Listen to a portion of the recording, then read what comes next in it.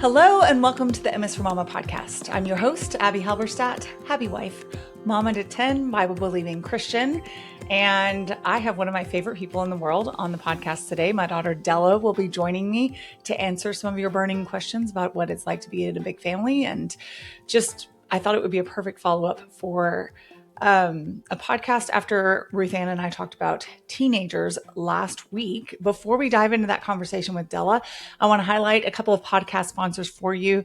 These are, as always, companies that I feel confident with partnering with and know that you'll benefit from as well. So thank you for supporting them. First up is Your Tinkler. They are a research-proven program to help women reclaim strength and dignity in their pelvic floor health. And they do this without Kegels, without surgery, and without devices in just 10 minutes a day. If the thought of being able to run without leaking or laugh or sneeze without having to cross your legs is appealing to you, you should definitely take their 5-minute pelvic floor health quiz to see if their program is right for you. You can also use the code MAMA50 for $50 off of their registration price at checkout at tightenyourtinkler.com. You need to know that your body was designed to heal. That's tightenyourtinkler.com.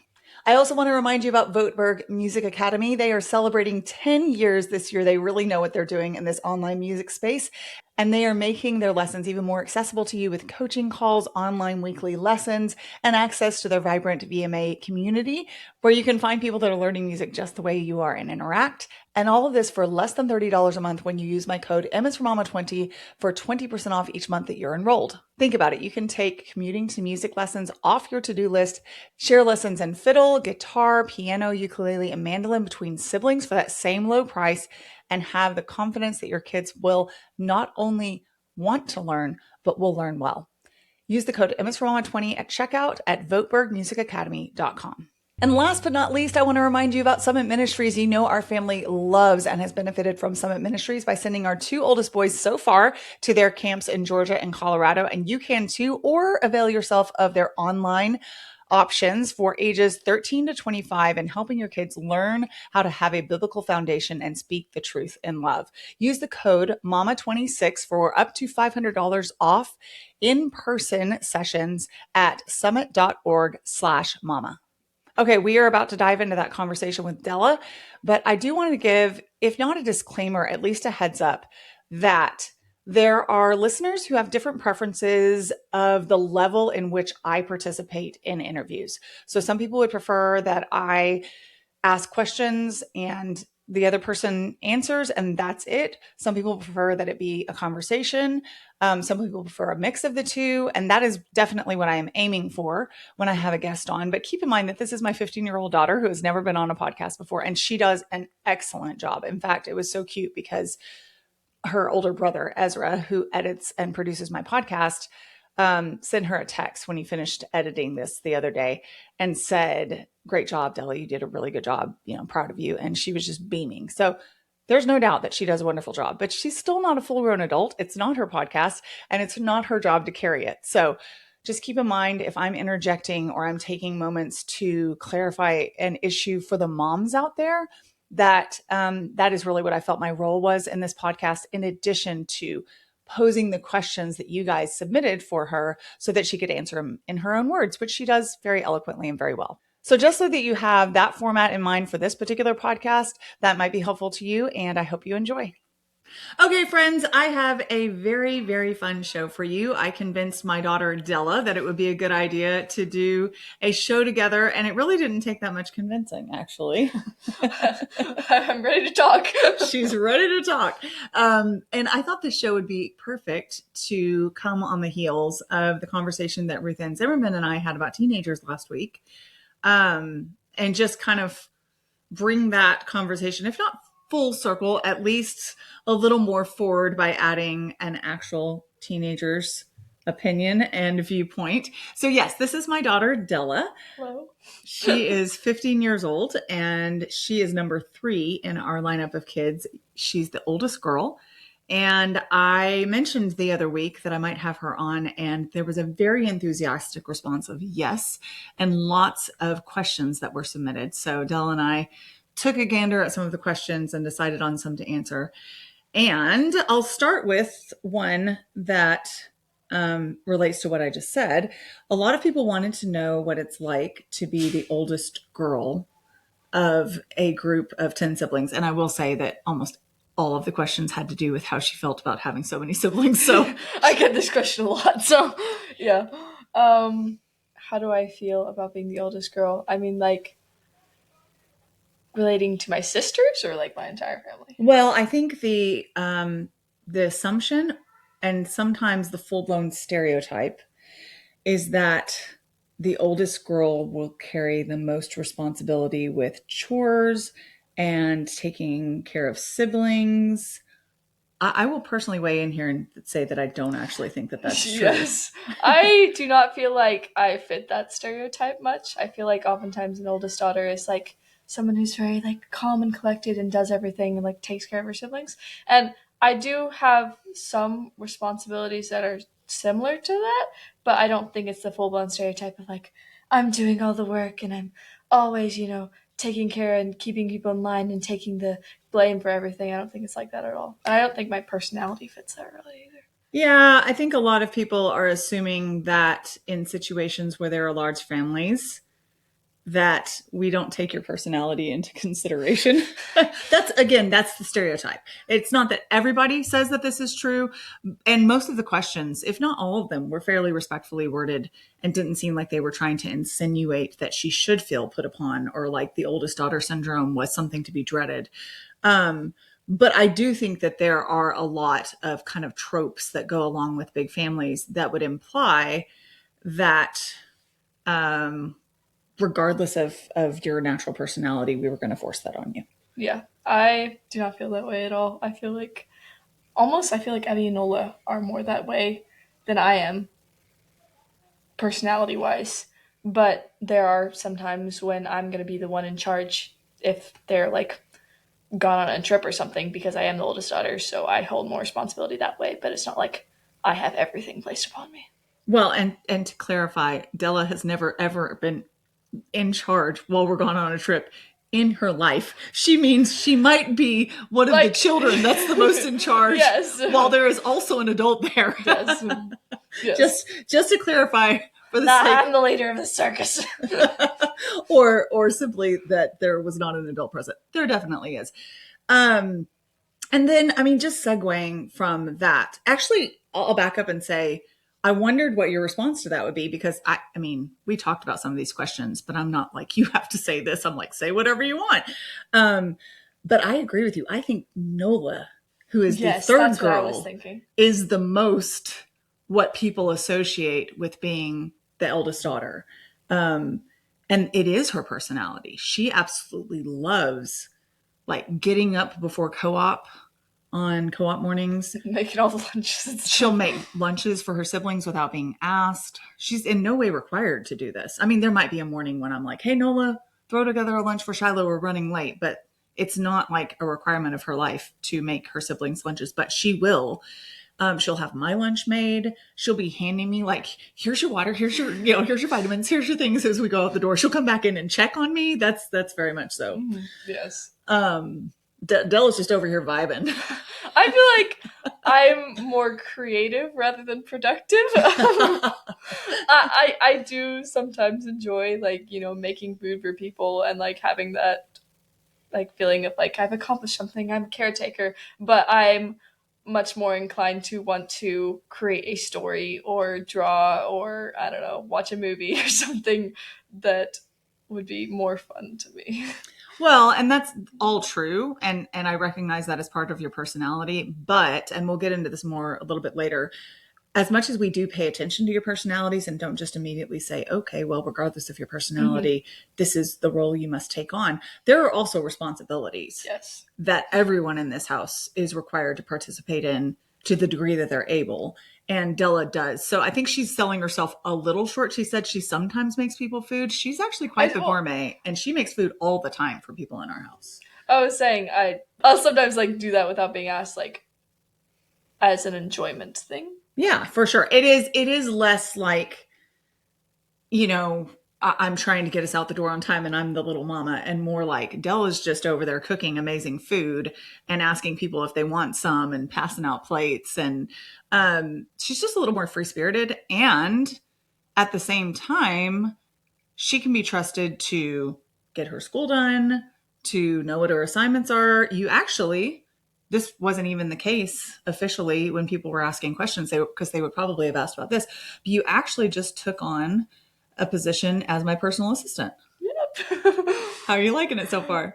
Pretty good. I feel like I could get a hold of things a little better, but I'm working on it. Well, and I in no way ever expected you to be able to assimilate like 5 different aspects of a fairly multifaceted job in a couple of weeks. Yeah. She's I'm working on it. You are. Working on it. Yeah, you're hanging in there. Okay, so to kind of squish together a bunch of questions, I guess the overarching thing that people really want to know is, what is your impression of growing up in, quote, such a large family with so many siblings? It doesn't feel that large when you're actually like in the family. It feels just like any other family out there. It doesn't feel like I'm in a like super large household and that everything's always chaotic and everything. I felt like I had a very personal connection with each of my siblings, rather than some people will view it as very distant if you have a large family. Or like a herd. Yeah, like a herd, and we're all the same person or something like that. It doesn't feel like that at all.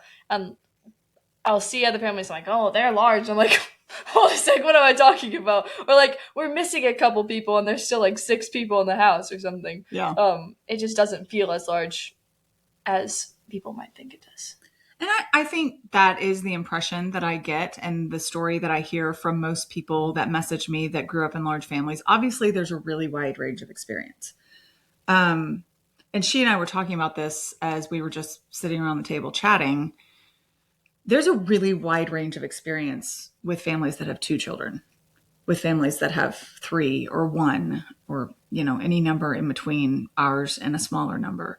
I think the assumption is there's some sort of homogenous aspect to all large families. They're kind of all the same. All the kids are a blob. And then they start to individualize as the numbers get smaller. But I have definitely encountered situations in my own life as one of 2, and in other people's lives that I've seen, where even their small numbers meant that they didn't have big connections necessarily with their siblings or their parents. So that was another question. How do you feel? I mean, I think it was kind of a performance like check. How do your parents do about connecting with you individually? But then the question was like, do you feel like you get to connect individually with your parents? I do. I definitely do. I feel like people always expect it to be some sort of like scattered out thing. I like never talk to my parents, or like they're always focusing on somebody else. But it really isn't like that. And there are times where I won't talk to you for a day. And I mean, I'll also be doing stuff. So it's not even that they're not making time for me. It's like we both have our things going on, and we do connect very, very often throughout our days and stuff. So I don't feel like it's like spread out so they're thin and can't connect with me or anything like that. Tell them about how we're connecting tomorrow.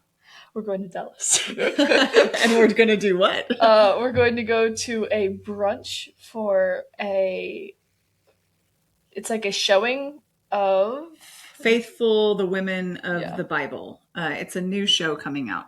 That is not an endorsement of it, y'all. I don't even know if we're going to like it. But I basically got an email asking me to come.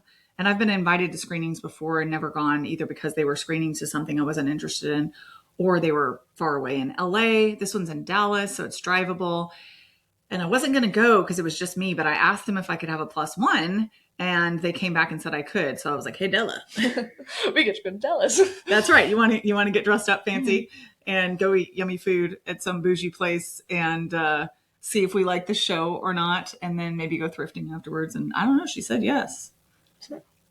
I mean, I guess I'll just take some time out of my very busy schedule and, I don't know, go to Dallas or something. Well, it is working out because this is technically our spring break week for our homeschool co-op. Okay, it's not technically. It is our spring break week for our homeschool co-op.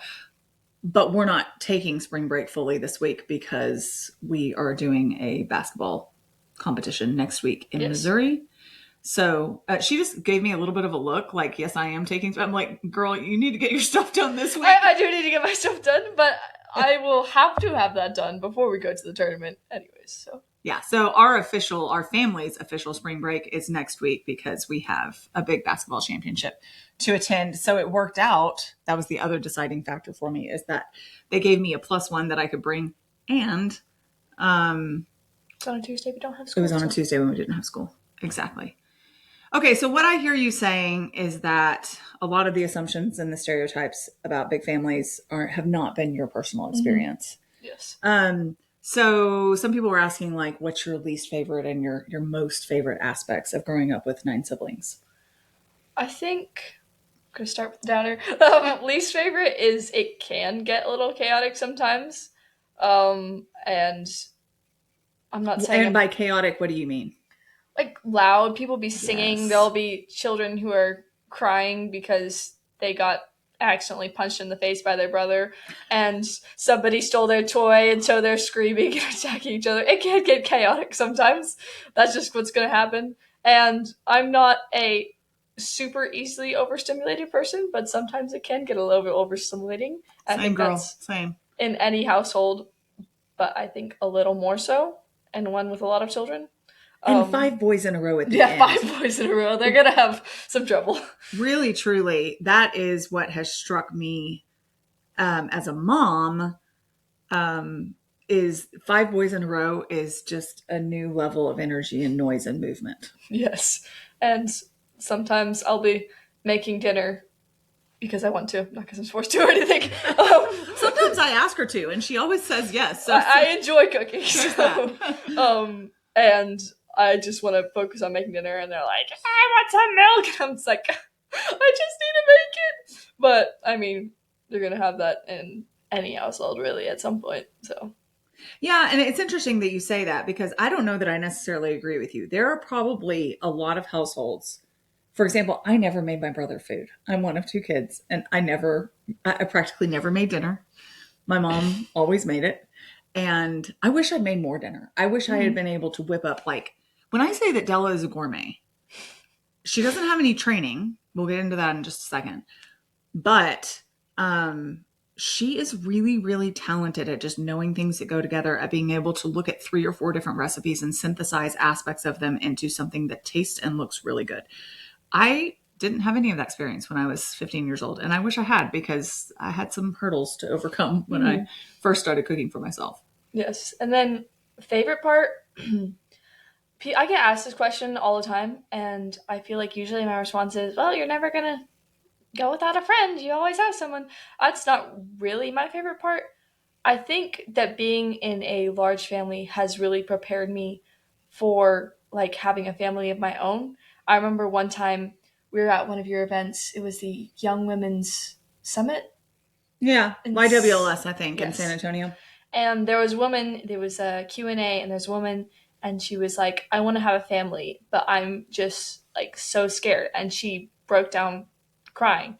And I just thought I'd never felt that before. I'd never really been scared to have a family of my own, because I just had always experienced this, and that had never been something that I was like, I'm unprepared for this. I feel like I'm going to get there. I'm not going to know what I'm going to do.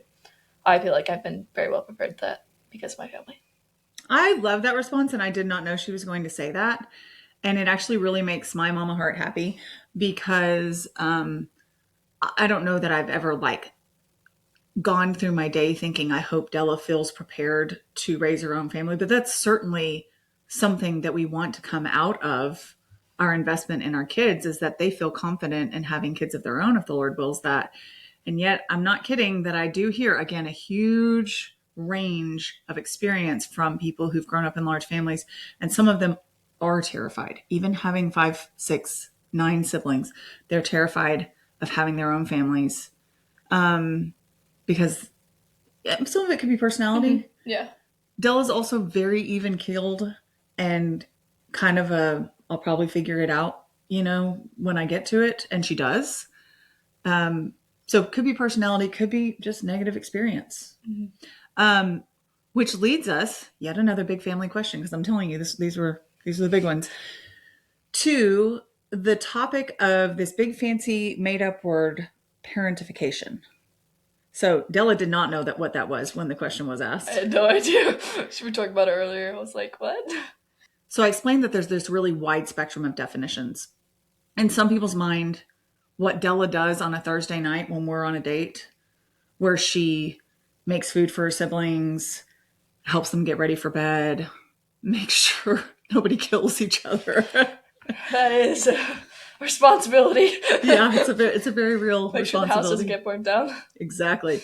Wait, didn't you try to burn the house down when you brought it up? So let's tell that story real quick. That's a more me problem. I set a pan on fire and I did not mean to do it, but we did not burn the house down. So that's a plus. Yeah, that is a plus. So there are people that would think that her essentially performing the duties of a babysitter on a Thursday night, if we're at date night, is parentification, like period, bar none, if she has to do any of those things ever.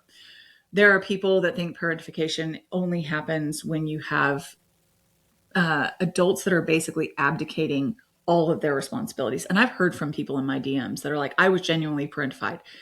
I was given my siblings to raise, and my parents basically checked out, and they yelled at me if I didn't, quote, do what I was supposed to do, which was in fact what they were supposed to be doing. And there's kind of a range in between. So it's every woman to her own definition type of thing, because it's kind of a made up new concept. So someone asked, what would Della's response to accusations of parentification? I'm assuming they didn't put in large families, but I assume they meant in large families in there. I don't feel like it's happened to me. I feel like I have been a babysitter at times, like you said, to my siblings, without it being like this big responsibility. I feel it's weighing down on me that I'm like, I have to do everything by myself. I can't ask for help. I've always been able to call y'all and be like, hey, can they watch a movie? Or are they allowed to have ice cream? What time's their bedtime? Or somebody's melting down. Yes. I need you to talk to them, because she's not the ultimate authority, and she like knows they that. won't go to bed. I need you to tell them to go to bed. That has absolutely happened before. I mean, yeah, that's what I expected her to say, because that's been the level of expectation that we have. I did mention that regardless of personality, yes, we are big on taking people's personality in our house into consideration and trying to find things that y'all love so that we can cater to that. But, and I will say that someone asked me a question, and it was something like, what do you do? I haven't looked it up specifically, but it was like, what do you do to connect with Della? Mm-hmm. But I would say that it's what I do to connect with all of my kids. And that is, I pay attention to who you are, what you like. If Della didn't like being around new people and going to Dallas, like not on a whim, and going thrifting, and she would rather just stay home with a book, I wouldn't be like, let's go to Dallas, because. But obviously I do enjoy that a lot. Yeah. And I know that. And so just intentionality, paying attention and investing and looking for ways to delight them is, I don't know, that's my advice for every parent of every age, but particularly with teenagers. They start to really need that and notice that and appreciate that, which is fun. But the responsibilities thing, kind of run through what some of your responsibilities are as a member of our household, that like just assumed that because you live here, this is how we work together as a family. If she needs to go somewhere, I'm gonna help take care of the boys if she asks me to. I need to take care of my laundry and make sure we have like 2 laundry situations. She has a place where she does her laundry, and then we have a workshop because we have a lot of laundry. And my sisters and I are responsible for keeping that clean. Let's talk about that. How often does that happen without reminding? Not too often. And the only reason I insert that is not to shame Della. It's just when she lists this whole set of responsibilities. There's going to be some people that are assuming that you are fulfilling them perfectly, and they're like, going to be like, "Oh man, my 15-year-old is no, no, my laundry room is a mess often, and her laundry room is a mess often." I'm responsible for cleaning our bathroom, but my sisters and I are responsible for like having our spaces cleaned, and we split them up individually. They do our rooms, and I do our bathroom. So that's like our own thing. I'm responsible for cleaning up my space where I do my school, which changes pretty often, but sometimes it Della migrates around the house and takes like a pile of stuff with her everywhere she goes. I just have a nest. Yes. And it's where I do my school, and sometimes I need to change it so that I could do my school better. Yeah, that's true. And then we have, if we want to have an allowance, then we need to do extra jobs around the house. So I take out the trash and I clean the fridge every week to get my allowance. And just kind of overall pick up, making sure people don't kill each other sometimes. Yeah, that's around it. Yeah, and then lately, I mean, it's been a huge blessing to me that she loves to cook, because lately it's not an uncommon week that she'll cook dinner once, maybe twice. I would say twice a week is not the most common, but it's happening more and more. And it is, like I said, I have a book deadline in a week. 1 week, y'all. We're gonna make it. It's gonna be fine. And if I've often talked about how I said she's even keeled. She's also just cheerful and has a really sweet nature and helpful, and you're not combative. She doesn't talk back. You're just a chill kid, and you have been since you were born. Just a chill guy. Yeah, just a chill guy. And so if I'm like, Della, I am slammed, I'm working on a chapter, can you make dinner tonight? She can, like from start to finish. We'll look in the fridge and see what's there. I don't even have to tell her. In fact, she prefers that I don't tell her. Yeah, I prefer to just do whatever I make. I mean, people tend to enjoy what I make, so just make whatever. Yeah. Well, and also, I have the typical mom thing of like the 25 to 30 staples that I've made for 20 years because I don't even have to look at a recipe to do them. And Della wants to I want to make something new. I'm going to try out more new recipes. You do have a little bit more time freedom to... I feel like I make lunch more often than I make dinner. And I make dinner 1-2 times a week, but I make lunch almost every single day, except on days when I'm busy, and people will tend to eat some of my lunch, whatever I make. So yeah, she's always in there making a gigantic mess, but mostly cleaning up after herself. I think it's mostly clean. And then there's 3 other people making gigantic messes too on the same... I'm glad our island is huge because it is covered. By the time I can survive with a small table. No, well, we might have to learn some clean as you go skills. Maybe, but it gets cleaned up, and like she said, she offers things to other people. So I will often say that some of my least favorite questions are the too vaguely worded ones. In other words, the questions where it's hey, what would you tell a first-time mom? And I want to go, about what? There's so many different things I would tell a first-time mom. And I know people are just thinking your top 3. But when you've been a parent for 20 years, narrowing it down to the top 3 is you would just be pray a lot, pay attention to your, So we had one of those questions. For me? Yes, for you. Oh. And it was, and I mentioned it to you, it was the idea of what advice would you offer? And it was 2-pronged. One was, what advice would you offer to parents of preteens and teens?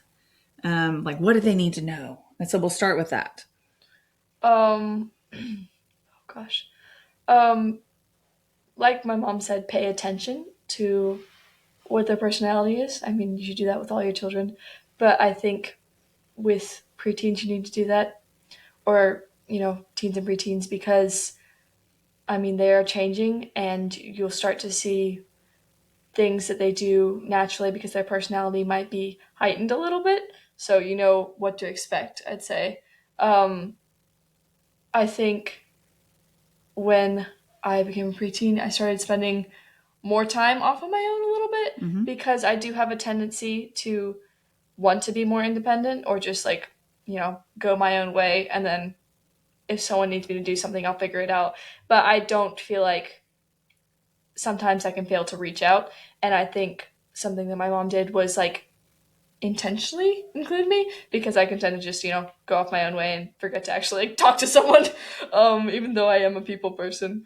And so I think, yeah, pay attention to who they are as a person and make sure you're, you know, noticing if they need help, like guiding somewhere. Yeah. We talked about this last week, Ruthanne and I did, but this idea of expectations and how if you're constantly conveying to someone, whether it's a preteen, teenager, your employee, your spouse, whoever, that whomever I should say, that you expect them to fail, that you expect them to be a hot mess, that you expect them to be, in the case of teenagers and preteens, totally over the top emotionally, having no self-control, all of those things, then it becomes a bit of a self-fulfilling prophecy. You feel like that's true? Yeah, I feel like if I was just expected to not do anything, I mean, I probably wouldn't want to do anything because, I mean, that's not expected of me. Why would I do it? It feels like I'm being kind of like left alone. It feels like if you're not expecting something of someone, that's almost, you're not loving them the right way because, I mean, you don't, when you love someone, you want the best for them and you want them to grow in their life and you want them to become a better person and to have no expectations for maybe your child. You're making room for them to fail, like more than to succeed. Yeah, You're that's well put. letting them kind of ignore their health and Their habits their that they habits. might need to work on. Yes. Yeah. Yeah. I mean, if you give a child a bunch of cookies and say, well, I don't expect you to eat healthy, they're going to get fat and that's not good for them. So, yeah. Rot their teeth out, have insulin resistance. Yeah, all the things.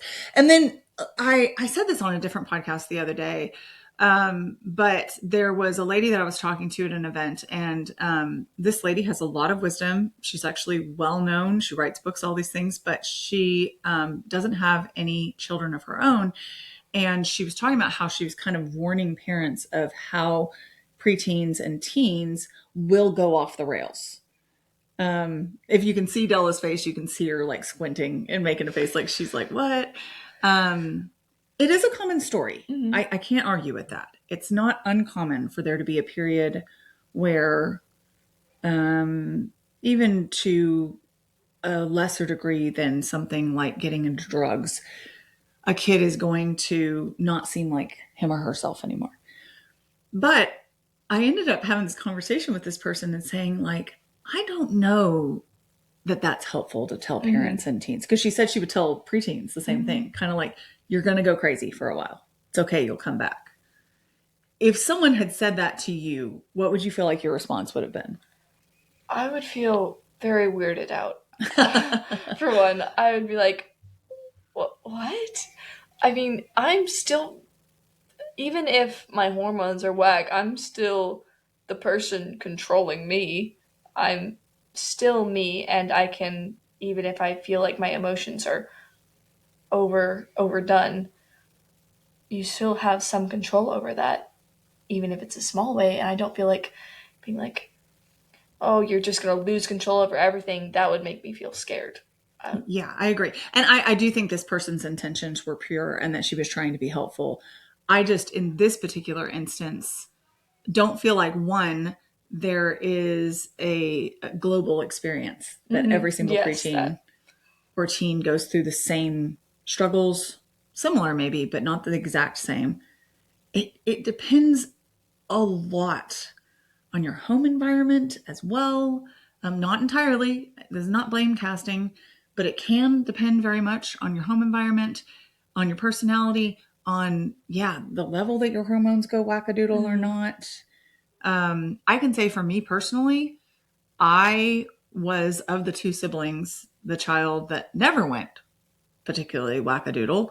I didn't have a super rebellious streak, and and if someone's listening to this and like, good for you, Abby. No, it's just a fact. Like, I don't feel like I'm going to call it the grace of God, but it just is. And at least part of that, I had a friend say to me the other day, this friend, that's a grown adult, that said, basically, I was the steady one because my brother really struggled. And I felt like I needed to be steady for my parents. And I kind of felt the same way.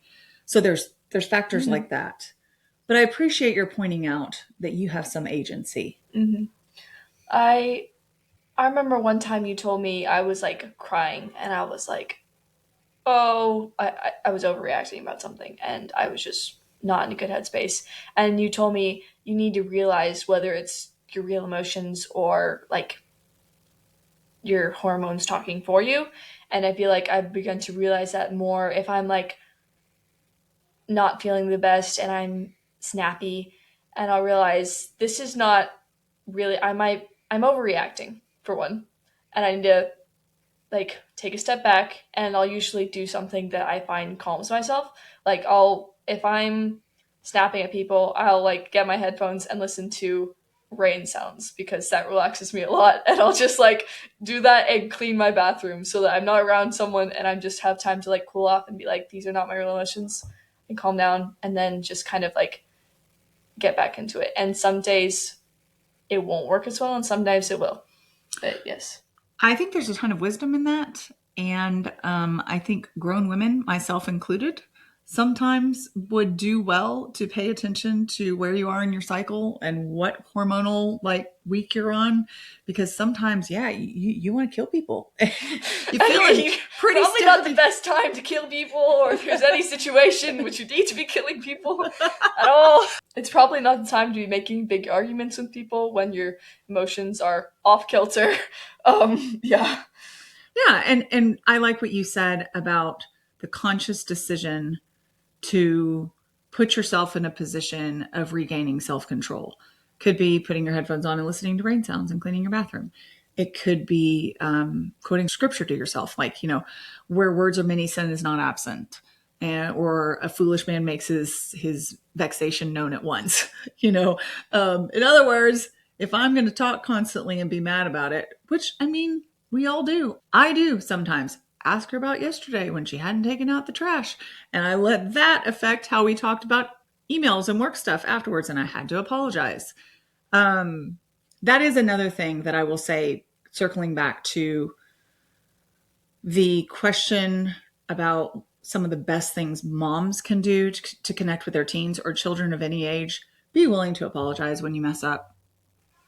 Agreed? Mm-hmm. Yes. I mean, we're all people and we all make mistakes.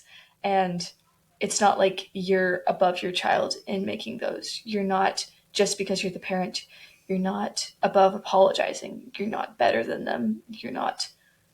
Yeah. So you don't feel like, because I think this is a huge fear. I could be wrong about this. I could have forgotten an instance, but to my knowledge, and my mom is fantastic. Softa is wonderful and was a really, really good mom and really kind to me, and probably didn't have a ton to apologize for, but I cannot remember her ever apologizing to me. And again, maybe I've locked it out. Who knows? But I also think she comes from a generation that saw apologizing to your child as an admission of lack of authority or of weakness, something like that. And so I'm assuming what you're saying is, when I apologize to you, that doesn't lessen your view. Yes. That doesn't make me feel like I'm the one in authority over you. It makes me feel as if you care about us and you aren't putting yourself over us in a way that is kind of like a demanding overlord kind of way. You are in authority, but you also have the humility to, apologize and admit that you were wrong. That's the goal for sure. Yeah, that's the goal. Humility for sure is the only way to lead well. And let me just point out that I'm so glad that she said that she sees it that way. But there are plenty of times that I'm not very humble. And then I get to be humble and apologize. So it's not always perfect by any stretch. Okay, so I was going to switch gears back to, I mean, this does sort of track with talking about authority and humility and how those two should go hand in hand. But someone wanted to know how you feel about the rules we have set up for you. I feel like they're good, and a lot of the times I can find a reason. And even if I don't necessarily agree, you are still my parent, and you have that authority over me to make that rule. And I feel like if there is a rule that I'm confused about why it exists, I can talk to you and ask about it. Yeah, a big one for my kids is sleepovers. We don't do sleepovers, and that is on matter of principle.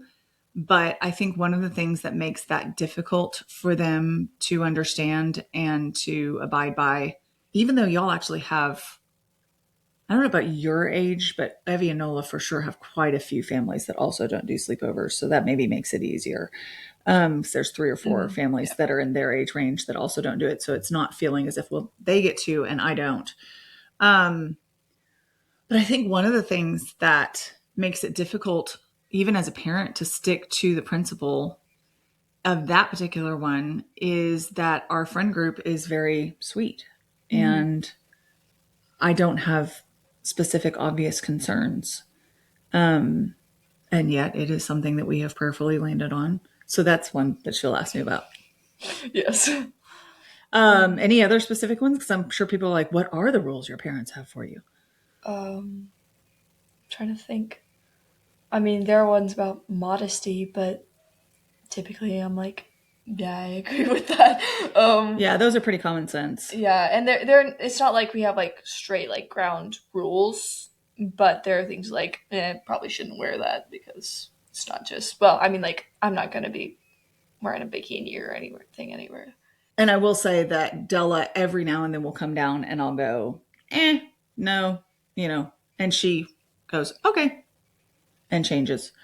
So that's one. What's another one? Um, we have a curfew sometimes that gets extended for certain events, but I mean we're not gonna be coming home super late or anything. Um, Although, I mean, we you regularly have yeah. been, because she rides with her brother sometimes and he's 18 and his curfew is later. She's gotten home at like 11:30, 11:45 recently on the weekends, which is pushing it. Yeah, but yeah. Trying to think. I mean, we don't watch R-rated movies in our house or anything like that. Um, Yeah, we have media standards. Um, we have just code of conduct standards, the way we speak. I just feel like it's common sense a little bit. We don't talk back to you. Yeah. Yeah. Okay, so there's a question, and I'll be very interested to hear your answer. So a lot of times I get asked, or someone will say, either siblings are fighting all the time and never get along, not occasional fights as will obviously happen, but are just at each other's throats all the time. How do I fix that? Or my kid is speaking to me very disrespectfully. What do I do? And I, among other things, will say you need to make that kind of language between siblings and between parents and children not an option. What do you think the next question back to me is? I also think where are they getting that from? Because unless you're speaking like that to your husband, or there's something else like that going on in your family, they're seeing it in some way among their friends, among their relatives. I mean, if if you say we're not talking back to each other and that's just never an example in your house, they're not going to suddenly start doing it. It's not going to be just come out of nowhere. It has to come from somewhere. And so that would be good to figure out what that is and maybe self-examine and see if you're the one doing that. Mm, hmm Yes. that's a good note. Um, yeah, the question is definitely like, how do you do that? And I think that Della is touching on some of those things. You are very careful with the type of speech that you allow in your home, the type of speech that you allow yourself to use for your children, and the type of speech that you allow them to use toward you.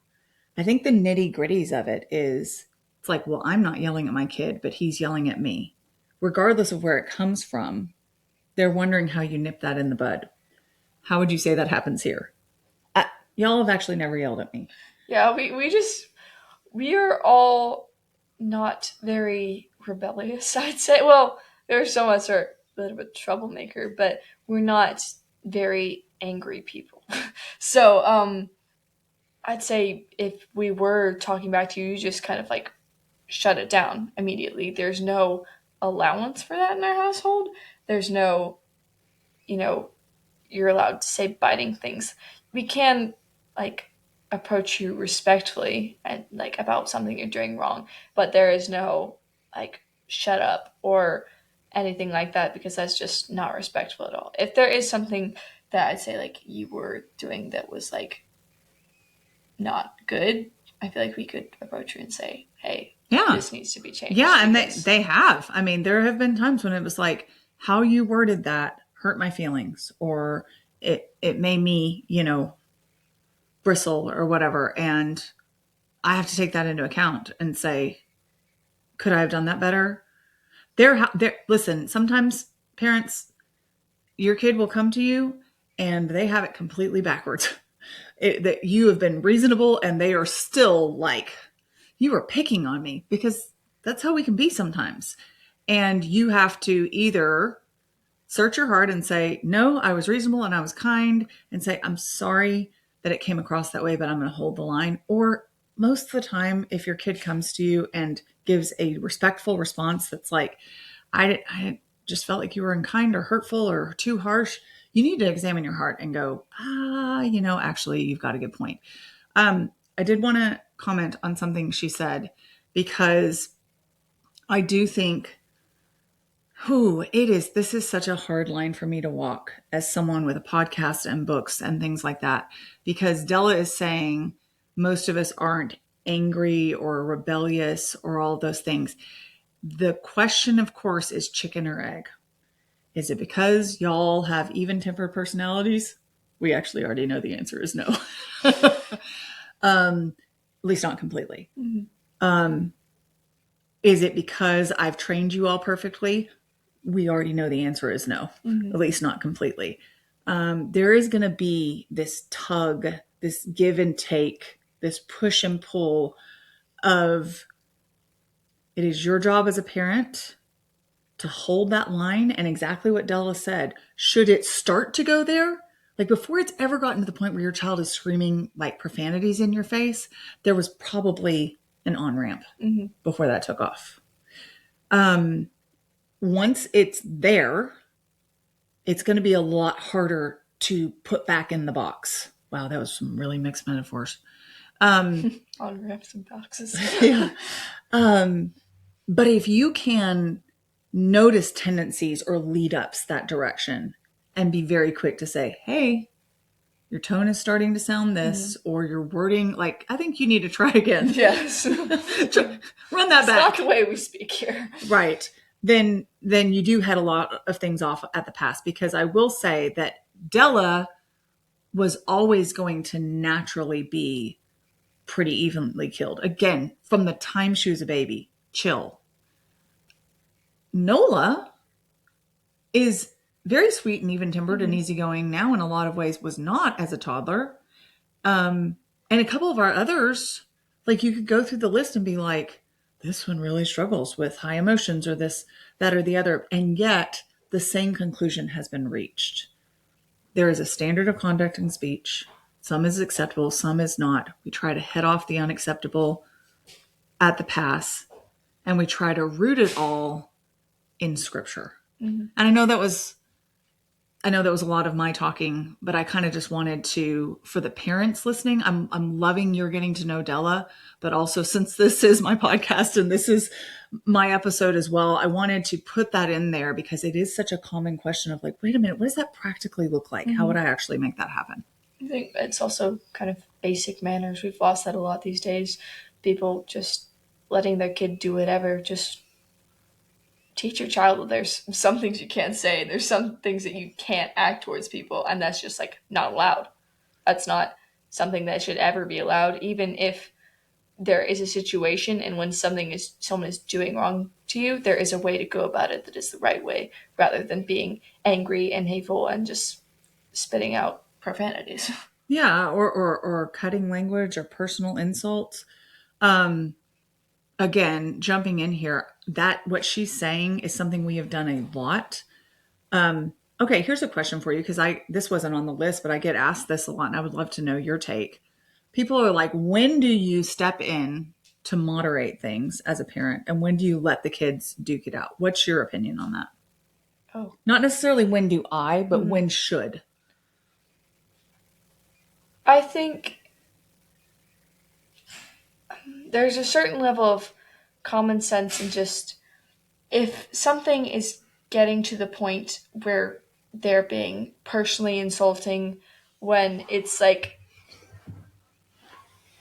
getting to the point where it's very personal to someone, and you're just going at each other with knives, then you should probably be like, Hopefully okay, not literally. hopefully not literally, plastic knives. Then you should be like, hey, we need to take a step back. There has been wrong done here, but this is not acceptable to act this way towards each other. And I think if it's like minor and like, you stole my hairbrush, no, I didn't, then you can let them sort it out among themselves if they're not being very personally like insulting. And yes. And then there's times where like maybe you let them sort them out and then be like, hey, y'all need to get along better. At least make a note about it if it's like not like the biggest thing ever. I don't know. Yeah. No, I think you actually described my policy exactly. And I'm assuming that's because you've seen it modeled, which is I will literally stand in my laundry room that has a window, and I will listen to whatever's going on downstairs if it has become elevated voices.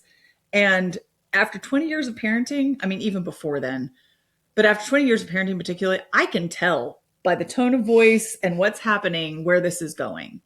And so my goal, if I need to intervene, is to intervene before someone has completely lost their cool and has to be pulled back from the edge of hysteria or something like that. Because it's a whole lot easier to get them to walk it back and run it back and say, try asking that again. Or what you just said is not factual and you know it. Like you just stated that in the most inflammatory way possible. And no, I don't say that to my 7-year-olds. I use a different word. But, you know, to my teens, it's like you're wording that in a way to make yourself, to set yourself up as the victim here and make that person look like the oppressor.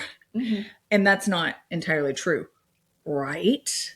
And then if I were to say that to Della, she would be like, okay, gotta self-examine now.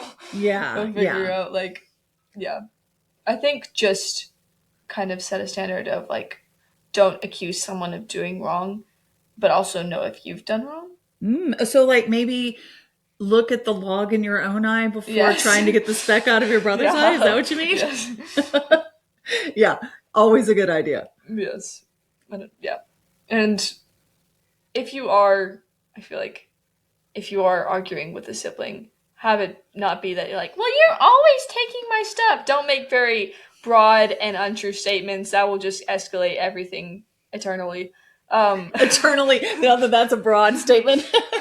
Well, it's true. It makes it, it escalates things. And be very like, okay, well, that's true, but you still did this. Yeah. Yes. And I'll try to stop doing that, but this is also a problem, and this is what we're trying to address. Yeah, and Della's level-headedness helps her in that, because I actually, again, I have no trouble eavesdropping as a mom. I feel like it's like part of my job. And half the time I can't help it because I'm in the closet and they're in there, you know, having a disagreement about who should have cleaned what. And I will literally hear Della. So of the 3 girls, there's 3 very different personality types. And so there will be one that is making the global accusations. There will be one that is quietly looking back and forth between the 2, worried. And there will be one that will be saying, okay, you have a point, but also that's not even what we're talking about. So calm down, which in the history of calming down, no one has ever calmed down when someone said calm down. but it's worth a shot. And a lot of times it does resolve itself, you know? And this is at 15, 13, and 13. This is not at 5, 3, and 3. I feel like we have had more arguments. I have had more arguments with my sisters in the past, especially one of them, but we have gotten better at that recently. Like taking in each other's different personalities and feelings into account and not making global statements. But I feel like because there are such differing personalities between us, it can get easy to kind of just about their guts. Like, no! But yeah, we've gotten better at us understanding each other. Yeah.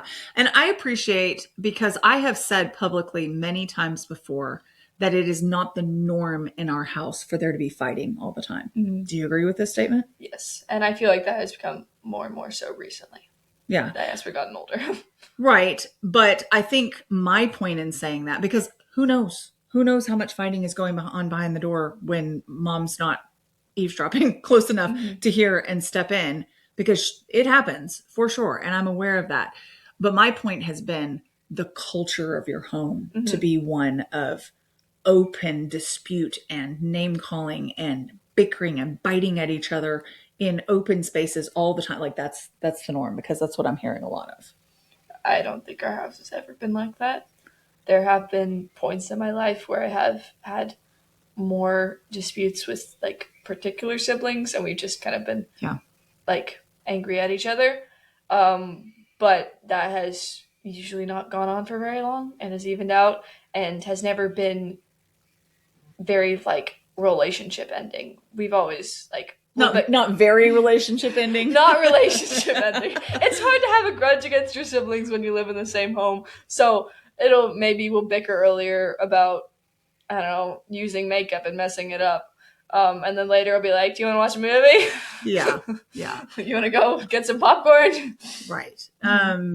These are your built-in friends. Mm-hmm. And it has been cool to see that become more and more true as y'all get older. And so I appreciate your feedback on this, because I think it's good to see it from the child's perspective and the parents. The parents who is going, here's the culture I'm setting, and the child who's like, yeah, but sometimes you're still irritated. Of course you are. Uncle Shay and I were like at each other's throats. Pencils in the legs. Yeah. If you've read Emma's for Mama. In fact, someone messaged me the other day and they were like, listen, my kids fight sometimes, but at least none of them have ever, that's the right way of putting it. None of them have ever stabbed another sibling in the leg with a pencil. And by the way, I'm the one that did the stabbing in my brother's. She's the violent one. I'm the violent one, apparently. Yes. I'm everything I tell my kids not to be. And then I told you I was like this even-keeled, non-rebellious kid. But man, I'd had it. I think, that's just a note. I think if you step in on all your children's arguments, they're never going to be able to understand how to have a argument that is, not biting. They're going to escalate it, and they're not going to have that stopper, especially when they grow up. They're not going to be able to, stop it because you were always the one doing it for them. They're not going to know how to, have a confrontation without it being something wild and aggressive. Yeah, that's really, really good advice. I think that is something that every parent and child could take into consideration. Just learning to self-regulate and self-examine and take responsibility for your actions instead of just reacting constantly. That's huge. Okay, we'll end with this, since this is looking forward to the future. This has been a fantastic conversation, and I've enjoyed chatting with you. Can't wait for tomorrow. Yes. Anthropology sales rack. Anthropology sales rack. This girl is after my own heart. People were wanting to know if you have any plans for your future. Currently, I am thinking about doing a culinary course somewhere because I enjoy cooking a lot. And I feel like I could make that a career very easily. And even if I don't, that's still a skill I could take into my own home and be the mom who cooks really amazing meals. I'm thinking of getting a 2-year degree from a local community college. And I do want to get married and start a family at some point if that's what God wills for me. And yeah, hopefully I've been thinking about this more recently, possibly doing like a study abroad kind of thing, maybe for like a year. Ooh. I think that would be interesting to try. I've never said that before. That sounds interesting. Yes, this is the first I've heard of that, but it does sound interesting. Yes, it does sound interesting to possibly look into. But and it'd be fun to learn other cultures' food. Yes, and get to, I don't know, go to Italy and make the perfect pasta. Yeah. That's a good life goal right there. I will eat your perfect pasta. Yes, well, you can eat my perfect pasta. So. Sounds great. Well, Della, thank you so much for being here on my show. I appreciate your taking the time. We've got to go make dinner. I'm making dinner tonight. I've got to go make dinner. I can help you with that. Thank you. I appreciate that. All right, guys. I hope you appreciated Della's responses. I think there are so many moms out there that are just desperate for assurance that you can enjoy your teenagers. And Della is living proof that you can. I have 5 of them. I enjoy all of them, including Della. And we are going to sign off and go hit up those Anthropology sales racks tomorrow. Yes. I will see you next week. If you enjoy the M is for Mama podcast, I would be so honored if you would subscribe and follow along, maybe share with friends or even leave a review. And if you want more content on motherhood and biblical responses to cultural issues, be sure to follow along on Instagram at m.is.for.mama.